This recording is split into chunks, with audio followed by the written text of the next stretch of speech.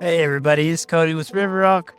I just letting you know it's been a minute, but we did this pond in Farmington about first part of January sometime. Contractor took quite a while getting the water and electric. She's got 11 by 16 pond. We've got about a 14-foot stream or so in here. Lots of viewing areas. She's got a little bench behind me, which is eventually going to be shaded by this willow oak. And then she's got a white pine back there she wanted. Got some October Glory maple trees.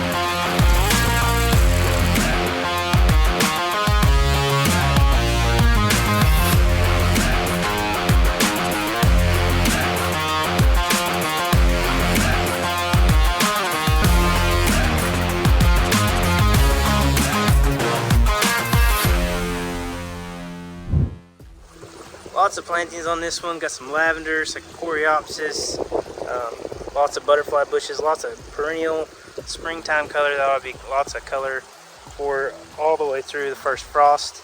All this stuff will spread and grow and fill out, so this should just be a solid blanket of flowers all around this pond. Can't wait to see it next spring and in a couple springs from now, and it'll just be gorgeous.